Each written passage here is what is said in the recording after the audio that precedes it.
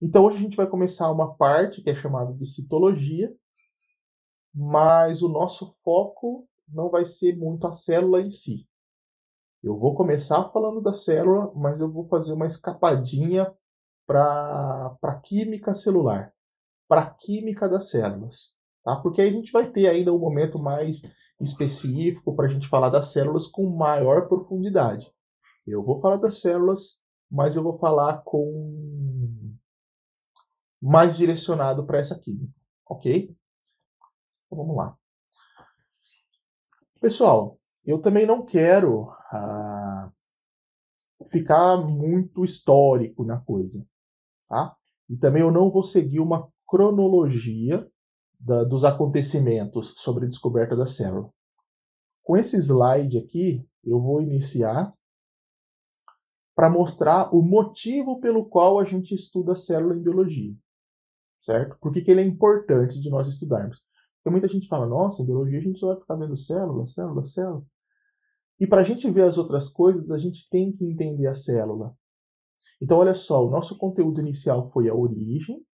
Então, nós começamos a estudar um pouco sobre a origem das coisas, a origem do universo. E na próxima aula eu vou tratar sobre a origem da vida. E a origem da vida está intimamente relacionada à célula. Por quê? Olha só, teve um botânico chamado Matthias Schleiden, que ao estudar as suas plantinhas, né, os seus vegetais, o seu objeto de estudo, ele percebeu que todas essas plantas eram constituídas, formadas ou construídas por células. Ao mesmo tempo, um outro pesquisador, que é Theodor Schwann, que aí já no caso não é um botânico, é um zoólogo, estuda os animaizinhos, né? Ele também percebeu que todos os animais também eram constituídos por células. Sempre que ele analisava ali microscopicamente, né? Ou seja, ele tinha que usar um artefato, um instrumento para conseguir olhar microscopicamente, porque com nossos olhos apenas a gente não consegue perceber isso. Eles usaram esse artefato, que é o microscópio, a gente vai falar dele daqui a pouco. E em 1838, ali por volta dessa data, foi estabelecida a lei da teoria celular, tá? Que diz o seguinte, que todos os seres vivos são constituídos por células, tá? Todos eles. Obviamente que naquela época, os seres vivos não eram tão conhecidos, a biodiversidade não era tão conhecida quanto é hoje, né? Basicamente, se entendia o mundo em seres minerais, né, que não teriam vida, e aí animais e plantas. Até então não se conhecia o mundo microscópico. Então eles perceberam que os principais tipos de seres vivos, que eram os vegetais e os animais, eles eram formados, constituídos por células. E isso foi um fator muito importante para a época. Mas o que são células, na verdade? Então a célula mesmo, pessoal, novamente, eu não quero ficar aqui contando toda a história da descoberta da célula, embora ela seja muito interessante e muito legal, tá? Mas eu vou focar mesmo nos itens e nos conceitos principais para a gente poder entender a importância da célula para a biologia e para as nossas aulas, tá? Então, olha só, é importante a gente conhecer esses caras aqui, tá? O Leeuwenhoek e o Robert Hooke, que foram os caras que, de alguma forma, estão relacionados com a descoberta da célula. E essa descoberta, na verdade, olha só que interessante, a descoberta do mundo microscópico, né? Em meados do século XVII. Então, até então, não se sabia que existiam, ou pelo menos não tinha uma comprovação de que existiam os seres microscópicos ou algo nesse sentido. E aí o holandês Leeuwenhoek, que é esse cabeludo aqui, né? Rock and roll, parece um guitarrista do Queen. O Leeuwenhoek, ele criou o primeiro microscópio. Esse aqui, ó. Opa, tô mostrando no lugar errado. Esse aqui. Meu, isso aqui parece uma espátula de sorvete, né? Sabe aquelas pazinhas de madeira de sorvete? Só que é meio futurista, né? Mas parece isso daqui. Esse era o primeiro microscópio. Ele é super simples, mas ele permitiu a Leeuwenhoek saber que existia ali coisa que até então ninguém via nada nesse sentido. E aí, depois, Robert Hooke, que é esse cara aqui, não é o Hulk, é o Hooke, ele aperfeiçoou esse microscópio. Ele fez um microscópio já com lentes compostas e conseguiu observar algumas coisas a mais. Que é esse microscópio aqui. Que, sei lá, meu, parece uma garrafa de qualquer outra coisa aqui com um fundinho que fica pingando. Mas, na verdade, isso aqui era um microscópio um pouco mais elaborado que o do Leeuwenhoek. E Robert Hooke, com esse microscópio, consegue observar algumas coisas e, a partir desse momento, desse contexto histórico, entra uma nova fase, juntamente com o que eu comentei de Schleiden-Schwann, sobre todos os seres vivos serem formados por células, começa um novo ramo da biologia chamado de citologia, ou seja, o estudo das células. Tá? Por isso que está aqui ó, do grego, né, kitos, célula, e logos, estudo. E por que célula? Olha só, essa foi a imagem do lado direito aqui que Robert Hooke desenhou. Isso que ele desenhou... Foi mal aí, galera. Isso que ele desenhou são... Ele observou, na verdade, ele pegou pedaços de cortiça, que é rolha de garrafa de vinho, e ele cortou bem fininho e colocou no microscópio dele composto, ele conseguiu observar isso daqui. O que é a cortiça, pessoal? Eu coloquei aqui, ó. Olha as rolhas aqui, estão vendo aqui do lado esquerdo? Olha as rolhas aqui. A rolha é feita de uma casca de árvore, do sobreiro, conhecida como sobreiro, tá? Quercus suber é o nome científico dessa espécie vegetal. Então, eles tiram a rolha daqui, ou seja, isso aqui é material de um ser vivo. Óbvio que depois que tira ali e tal, fica um tempo ali, esse material vai morrer, ele não vai ser mais um ser vivo, mas ele foi retirado, foi extraído de um ser vivo. E aí nós temos essa imagem aqui. E ele deu o nome de célula porque para ele é como se fossem pequenas celas. Cela de prisão, sala ou de sala, né? E como elas são celas muito pequenas, Hooke chamou de célula. É como se fosse um diminutivo de cela. Ou seja, célula é uma pequena sala, uma pequena cela. E esse nome pegou. Entretanto, ele achava que não tinha nada dentro dessas partezinhas aqui. Deixa eu tentar marcar com a minha canetinha, que eu sempre gosto de marcar. Então, não sei se vai dar para ver. Ele achava que não tinha nada dentro dessas células aqui, dessas células. Óbvio, como ele estava usando material já morto, né, uma casca de árvore já morta, não tinha muita coisa aqui dentro. Mas hoje, com os microscópios que nós temos acesso, que são muito mais poderosos do que aqueles microscópios da época, a gente consegue ver que é cheio de coisa lá dentro. E tem muita vida, muita reação química acontecendo dentro das células. Então é isso que a gente vai ver, tá? É isso que a gente vai ver a partir disso aqui. Então, esse foi o contexto histórico, bem rapidamente aí falando. Só para vocês terem uma ideia de tamanho, como eu falei, pensem no centímetro, né? Que ali seria 10 a menos 2 metros. Aí nós temos abaixo do centímetro o milímetro. E aí começam as escalas microscópicas. Vocês vão ver em física e principalmente matemática, tá? Isso aqui, só para vocês terem uma ideia, é como se fosse 1 metro dividido aqui, esse tanto de números aqui depois da vírgula. 6, tá? Então, tem o número aqui, 1, 2, 3, 4, 5, 6. Tá? A vírgula aparece aqui, eu coloquei em ponto, porque na verdade eu estava utilizando o Sistema Internacional de Medidas. Tá? Então, o micrômetro ele é uma unidade de medida abaixo do do milímetro. Então a gente não consegue ver. Ele é 1 metro dividido aqui em várias partes. E ele vai ter esse tamanho aqui. Ele é muito pequeno. Abaixo do micrômetro ainda nós temos o nanômetro, que é 10 a menos 9 metros. Ou seja, olha a quantidade de zeros que aparece a mais. E nós podemos chegar, em alguns casos, ao angstrom. O angstrom não faz parte do Sistema Internacional de Medidas, mas a gente pode encontrar também em trabalhos de microscopia, que ele é 10 a menos 10. Mas vocês vão continuar em física acompanhando ainda as outras unidades, de picômetro e ainda outros menores. Se vocês entraram naquele link que eu mostrei para vocês da escala universal e foram para o lado esquerdo, não sei se para vocês está, eu estou apontando para o lado esquerdo ou direito, mas tanto faz.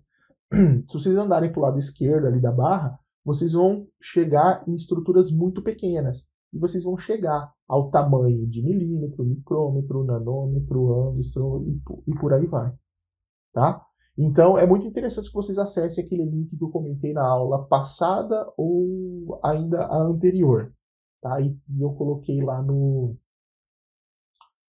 videozinho do YouTube, beleza? Então, olha só. Dito isto, vocês entendendo que as células, nós temos aí, a partir do século XVII, então, o conhecimento dessas estruturas, e que todos os seres vivos são formados por células, então isso explica por que é tão importante a gente estudar a célula na biologia. Ora, se a biologia é o estudo da vida e todos os seres vivos são feitos por células, logo é muito importante que a biologia estude as células. Tá? Então nós vamos estudar tanto as células quanto os organismos que são formados por essas células. Tá? E eu vou começar aqui com algumas... nós vamos focar isso aqui bastante mais para frente. Mas eu vou começar aqui por algo que vocês já sabem, não é novidade para ninguém, e nós conseguimos classificar os seres vivos em acelulares e celulares, por exemplo. Por que eu falo seres vivos? Porque tem ainda gente que coloca o vírus na condição de ser vivo. Então a gente pode classificar os seres de acordo com as células em acelulares, onde esse A significa que não tem célula, é uma negação, tá? Então são seres desprovidos de células, como é o caso do vírus. E existem os seres que são celulares, ou seja, são formados por células. Mas quantas células? Uma ou mais células? E aí vai depender. Existem os procariontes, que são todos unicelulares, tá? É o caso das bactérias e cianobactérias. Unicelular eu não preciso explicar muito, né, pessoal? A biologia é muito bom por causa disso.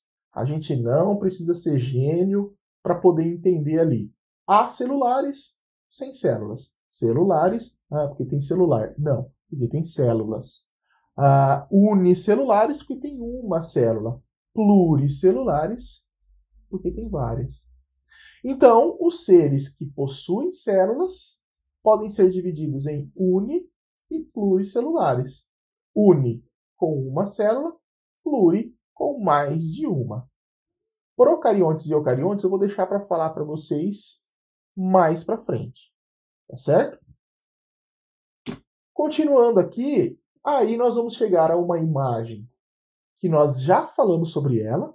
Não foi essa imagem que eu mostrei, foi uma outra imagem mostrando um alce lá em cima. Só que aqui eu peguei a versão brasileira da parada, né? Porque nós somos brazuca. E é isso aqui, ó. A célula está aqui. Esses são os níveis de organização dos seres vivos. A célula é um dos níveis. Só que antes da célula, ou seja, do que essa célula é formada?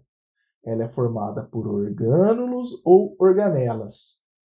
Esses orgânulos ou organelas são formados por moléculas químicas, que por sua vez são formadas por átomos de elementos químicos.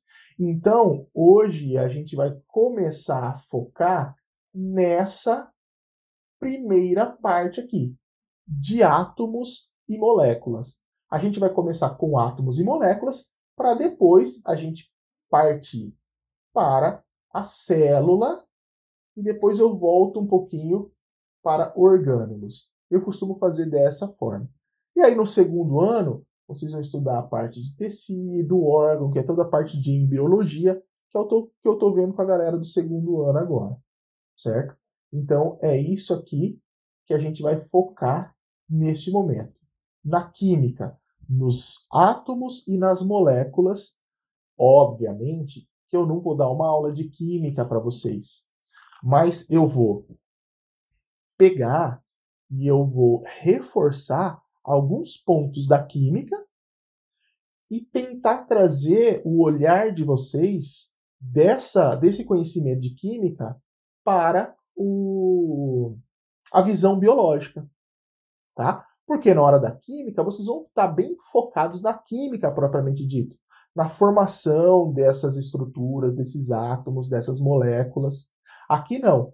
Eu quero um pouquinho dessa formação, mas a gente vai focar nas funções.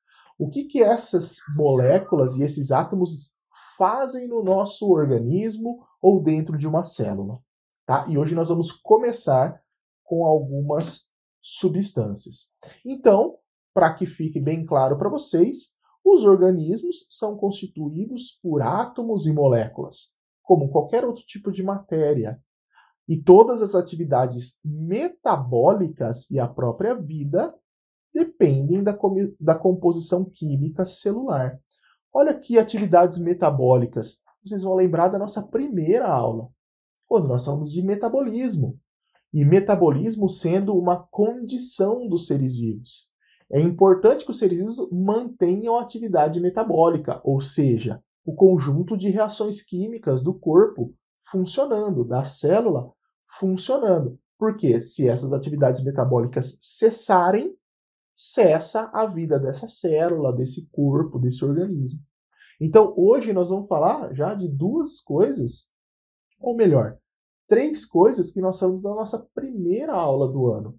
Presencial, nos tempos longínquos, onde a gente podia se ver, se abraçar, pegar na mão, né? E tudo mais. Ai, que saudade. Mas isso vai voltar em breve, tá? Relaxa, calma. Vamos ter paciência, que isso vai voltar em breve, certo? E aí, por fim, nós temos aqui, nessa composição química dos seres vivos, então essas 3 coisas que eu falei, que é a composição química, as atividades metabólicas e a própria estrutura celular. Então são 3 daquelas características que eu falei que todos os seres vivos possuíam. E para a gente falar sobre isso, sobre a química dos organismos, mais voltado para o lado biológico da coisa, a gente tem que entender o que são substâncias orgânicas e inorgânicas. E para isso eu trouxe essa imagenzinha mara, que é bem claro para a gente poder ver aqui a diferença. Por exemplo, as substâncias inorgânicas são geralmente simples, enquanto que as substâncias orgânicas são mais complexas. Pensa em orgânico, pessoal, como formando o organismo, um organismo vivo. Embora um organismo vivo é formado tanto por substâncias inorgânicas como por substâncias orgânicas. Só que isso aqui vai ser mais importante para as nossas aulas neste momento. Mas para a nossa vida, vocês vão perceber que tanto inorgânicas quanto orgânicas são muito importantes para a vida de qualquer organismo vivo, tá? Então eu quero deixar bem claro que as substâncias inorgânicas são substâncias mais simples, com moléculas menores, tá? Moléculas pequenas, com poucos átomos, como por exemplo esta molécula de água, H2O. H2O quer dizer que ela tem 2 átomos de hidrogênio e 1 de oxigênio, formando a molécula de água. Tem 2 átomos de hidrogênio, por isso H2, e 1 de oxigênio, por isso o H2O. Esse O, não tendo número na frente, quer dizer que só tem um.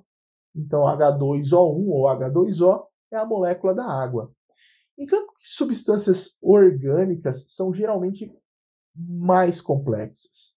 São moléculas muito maiores e elas possuem muitos átomos.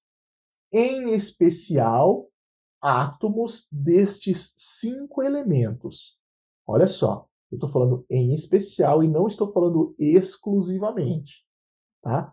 Mas as moléculas orgânicas têm uma quantidade muito grande destes átomos. Quais são esses átomos? C é de carbono, H é de hidrogênio, O é de oxigênio, N é de nitrogênio e P é de fósforo. Fala, meu Deus, mas não era para ser potássio? Não. Aí vocês vão voltar lá para a tabelinha periódica que vocês já estão vendo em química e vocês vão ver que o P é fósforo, né? Então, esses 5 elementos aqui eles são muito importantes na formação de uma molécula orgânica. E aqui eu tenho o exemplo de uma proteína. Compare essa proteína com essa molécula de água.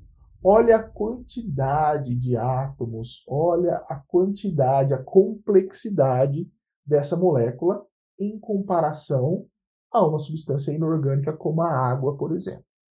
Certo?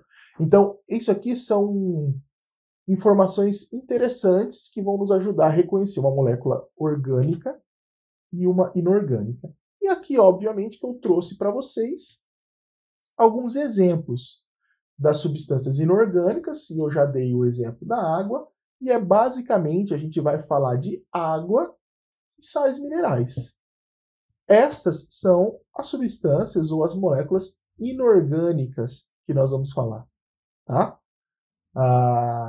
Enquanto as orgânicas vai ser uma combinação dessas inorgânicas aqui para formar as moléculas orgânicas.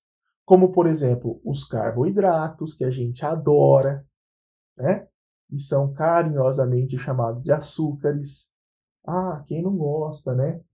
De um bolinho, uma torta salgada, né? Com bastante farinha, um macarrãozinho, um arroz. Arroz com ovo. Oh, coisa boa, né? Nossa, gente, eu tinha prometido para mim que eu não ia ficar falando de comida nas aulas de biologia, mas não tem jeito. Né? Batata. Batata. Gente, quem não gosta de batata? Meu Deus, é coisa boa. Então, olha só. Carboidratos. Obviamente, pessoal, que atualmente os carboidratos estão sendo vistos de maneira muito ruim pelos nutricionistas, pelos nutrólogos e pelas pessoas que trabalham com alimentação. Por quê? Porque a nossa dieta está sendo toda baseada em carboidratos e alguns carboidratos muito industrializados. Tá? Isso tem trazido muitos prejuízos para a saúde humana. Tá? Isso aqui é muito importante que vocês entendam. Eu não estou fazendo uma campanha de comam carboidratos. Não, tá? Além dos carboidratos, então olha só, carboidratos ou açúcares são substâncias orgânicas. A gente vai falar deles mais para frente, tá? Os lipídios. Quem são os lipídios? São os óleos, as gorduras e as ceras. Tudo isso aqui, então um óleo de soja, um óleo de girassol, um óleo de qualquer coisa, é um tipo de lipídio. Tá? É uma substância orgânica que foi produzida por algum ser vivo. Tá? Um azeite de oliva. Uma gordura, pode ser a gordura da carne. Geralmente a gente vai encontrar como a gordura da carne. E as ceras. Cera que é feita da abelha, cera que é feita da carnaúba, cera que tem dentro da nossa orelha. Aquilo lá é gordura. Você tira da orelha assim, fica fazendo assim, ó, fica parecendo manteiga, né? Lógico que não é para passar no pão, né, pessoal? Mas é só para vocês terem uma ideia de consistência ali, pelo amor de Deus. Mas se quiser passar também, não tem problema não. Fica à vontade, tá? Pode comer o que vocês quiserem. Então, carboidratos, lipídios são alguns tipos de substâncias orgânicas. Depois nós temos as proteínas, e aqui em proteínas a gente vai gastar bastante tempo, entre aspas, bastante tempo nas proteínas, porque elas são muito importantes. Nós temos diversos tipos de proteínas, como por exemplo agora que aparece nas nossas discussões, os anticorpos. a falta de anticorpos contra o coronavírus. Tá? Anticorpo é um tipo de proteína que nosso corpo vai produzir, certo? Então, é uma substância orgânica. A hemoglobina, que deixa o nosso sangue vermelho, tá? Também é uma proteína. A queratina do nosso cabelo, né? Também é uma proteína. Então, nós temos vários tipos de proteína no nosso corpo, e não só nós. Tá? Todas as células têm que produzir proteínas. Para terminar essa parte de orgânicas, os ácidos nucleicos, que a gente vai focar bastante, tá? No DNA e no RNA. E, por fim, as vitaminas. Isso aqui tudo é exemplo de substâncias orgânicas. Mas hoje eu gostaria de focar rapidamente nas substâncias inorgânicas, tá? Porque a gente vai passar um pouco mais rápido, porque vocês vão tratar bastante delas em química. Mas para nós é importante que vocês saibam que a água é um componente fundamental para todas as formas de vida. Para se manter a vida de qualquer célula, essa célula tem que ter acesso à água. Porque a água constitui um meio necessário para que as reações químicas celulares, ou seja, as reações químicas dentro da célula, aconteçam. Por isso que é tão importante o acesso à água. Né? Por isso que todo ser vivo, que geralmente a gente conhece, vai consumir água em maior ou menor escala, mas sempre há o consumo dessa água. Muitos seres conseguem retirar a água do alimento e muitos seres precisam tomar a água mesmo. Tá? E aí os nossos alimentos, que também são seres vivos, ou pelo menos foram em algum momento, né? Tanto um animalzinho como uma plantinha, por eles precisarem de água, eles também vão ter água quando a gente vai comer. Então, por exemplo, uma melancia tem uma quantidade muito grande de água, diferente de uma semente, por exemplo, que a gente coma. Então isso é muito interessante para a gente entender. Olha, eu falando de comida de novo, pessoal. Mas faz parte, tá? E os sais minerais são reguladores das atividades das células. E esses sais minerais são os próprios elementos químicos que a gente vai falar. E aqui eu dei como exemplo o cálcio, ferro, potássio. Agora sim, ó, o K aqui é do potássio. Entre todos aqueles outros que a gente encontra na tabela periódica. Esses são os chamados sais minerais. A gente vai pegar esses sais minerais e eles vão regular as atividades da nossa célula. Todo mundo já ouviu falar assim, tá com cãibra, é falta de potássio. Então, olha só, como que um sal mineral, como uma substância inorgânica, pode afetar no funcionamento e regular as atividades da nossa célula, do nosso corpo. Só como um exemplo aqui, tá, pessoal? O cálcio, ele é muito importante. O ferro, ele está relacionado ao nosso sangue também, né? A distribuição de oxigênio no nosso sangue. A gente pode encontrar eles como íons, positivos ou negativos, dissolvidos na água ou ainda no estado sólido, como alguns cristais de carbonato ou fosfato de cálcio. Então é muito interessante, pessoal, que essas substâncias inorgânicas, tanto a água quanto os sais minerais, elas são extremamente importantes. E quando eu falo para a vida, eu não estou falando só para a nossa vida, não, pessoal. Eu estou falando para a vida dos seres vivos em geral, tá? Para a vida de uma célula. Desde um organismo unicelular, que eu comentei com vocês, que é apenas uma única célula, quanto um organismo pluricelular, como é o nosso caso, que nós temos trilhões de células. E aqui eu trouxe uma... mas isso aqui a gente pode encontrar em qualquer lugar, tá? A internet, hoje a gente pega essas informações. Mas eu trouxe aqui para ficar registrado para vocês a importância dos minerais e algumas funções que eles podem desempenhar no nosso corpo. Como eu falei do ferro agora há pouco, ó, ele está no sangue, é o transportador de oxigênio para todo o nosso organismo. Quando eu falo em carência aqui, pessoal, eu falo assim, é carente, coitado do ferro, carente, ele queria uma ferroada. Não, não é isso, tá? Quando eu falo carência, é quando o organismo humano tem a carência do ferro, ou seja, está carente de ferro, não tem a quantidade adequada de ferro no corpo, ele vai acabar causando anemia no nosso corpo. Então é isso que eu quero dizer com carência, ok? E as fontes aqui é onde nós encontramos maior quantidade de ferro para a gente poder aumentar o ferro dentro do nosso organismo. Então a gente encontra em fígado geralmente, né, fígado de boi, fígado de galinha, fígado de peixe, que tem gente que come também, rim, coração, gema de ovo e nas leguminosas, né, feijão, soja, tá? Tem bastante. Então vocês vão ver, olha que interessante, que as fontes dos sais minerais é a nossa alimentação. Por isso eu vou falar de comida sim. Vai ter professor falando de comida sim. Não quero nem saber, velho. Vamos falar de churrasco. Vamos falar de salada também, né? Porque a gente gosta de salada. Bastante. Eu gosto um pouquinho de churrasco. Então a gente vai falar sobre essas coisas também ao longo do tempo. Tá certo, pessoal?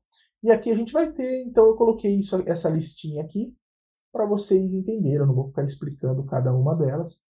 Mas é importante que vocês saibam, que vocês leiam isso aqui, porque muitas vezes vocês podem encontrar aqui algum problema que vocês estejam vivendo. Por exemplo, eu estou vivendo obesidade. Meu Deus, eu preciso de mais iodo. Não, eu preciso de mais exercício físico. Não é assim também tão fácil, né? Senão eu ia encher a cara de iodo para ver se esmagrecia, mas... Tá? Então é legal, pessoal, porque vocês podem ver aqui e talvez encontrar alguns problemas ou que vocês estejam vivenciando ou alguma outra pessoa, tá? Que vocês conheçam. Certo, pessoal? Então era isso que eu queria falar para vocês hoje, dar esse panorama geral sobre a citologia, sobre a biologia celular, que a gente vai falar dessas células, dando um toquezinho na organização dos seres vivos, para a gente começar a falar das organelas. Desculpa, das organelas não. Para a gente começar a falar das substâncias inorgânicas e orgânicas. Ok? E aí eu comecei hoje com água e sais minerais. Eu vou responder as dúvidas de vocês ali no chat, aí eu abro para quem quiser fazer uma pergunta no final. Tá? Deixa eu começar lendo aqui. A sequência vai ser a seguinte: a gente vai estudar sobre essas substâncias inorgânicas e orgânicas agora, depois a gente vai falar da célula, e a gente vai falar das organelas. A gente vai falar de todas as organelas, que são os pequenos órgãos que tem dentro da célula, tá? É como se fosse o coração, o cérebro, o intestino, o estômago da célula. Então a gente chama de organela, porque como a célula é pequenininha, a gente vai chamar de órgão, porque órgão parece que é grande, né? Então a gente chama de organelas celulares. Bonitinho, organelas, é pequenininho, fica lá dentro da célulazinha e tal. E as duas últimas organelas que nós vamos trabalhar, eu sempre deixo por último, as duas últimas organelas que nós vamos trabalhar serão a mitocôndria, para a gente falar de respiração celular, e o cloroplasto, para a gente falar de fotossíntese. Então a gente fala sobre essas duas ali quase que ao mesmo tempo, que eu mostro essas duas reações químicas para vocês, que elas são vitais para a vida no nosso planeta. Beleza? Beleza? Um abraço para vocês, tudo de bom, juízo, comportem-se, cuidem-se, cuidem da família de vocês. A galera tá muito, não, pode sair, não tem problema. Vamos dar uma relaxada, galera. Quem não puder sair, ou melhor, quem não precisar sair, não sai. Vamos respeitar aquelas pessoas que infelizmente precisam e estão trabalhando e tudo mais, para as coisas se normalizarem o quanto antes. Valeu? Aquele abraço, criançada. Até a próxima. Tchau.